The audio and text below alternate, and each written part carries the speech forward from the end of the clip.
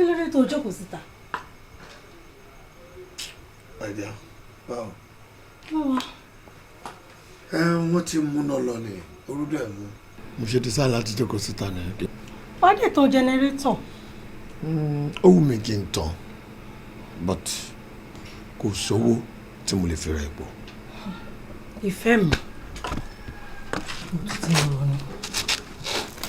Ìrònú ṣá, mi ìrònú. Ó mọ̀ jẹ́ wípé jọmọ̀ kò pọ́sibú kí ọmọ máa rò lẹ́ẹ̀kọ̀ọ̀kan, kò síṣẹ́, kò sábọ̀, mi ò lóko, mi ò lódò.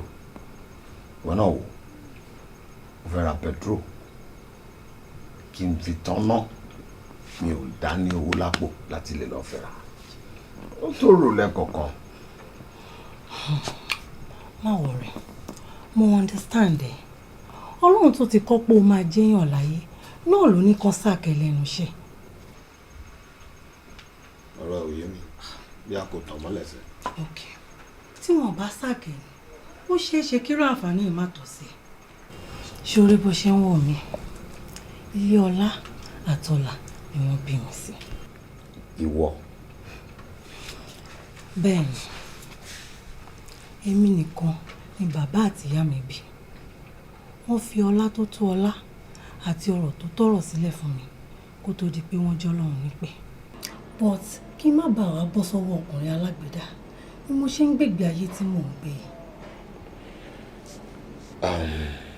Ń bọ̀, mo understand ẹ pé títorí pé o fẹ́ bọ́ sí ọwọ́ ọkùnrin alágbèdá ló jẹ́ kó máa gbégbèsè ayé tó ń bẹ. But nígbà tó jọmọ ọlá tán bí ẹ sínú ọlá, kí ni ṣe tó wá wù ẹ́ láti máa bá irú èmi bá ṣe tálákà? Bó ṣe kó ní kálukú ó yàtọ̀ síra wọn. Kódà ọlá àtọlà tó ń sọ̀rọ̀ nípa ẹ̀ níbo ló wà? Ìlú yìí náà ni. Níbo? Ìlú yìí ni. Àpapọ̀ sọ̀bẹ̀ fún mi. Má worry, má mú èdè gbogbo bẹ́ẹ̀.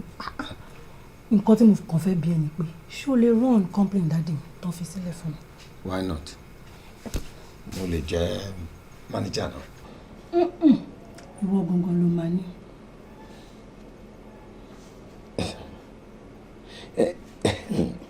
Mo ti ṣe tán.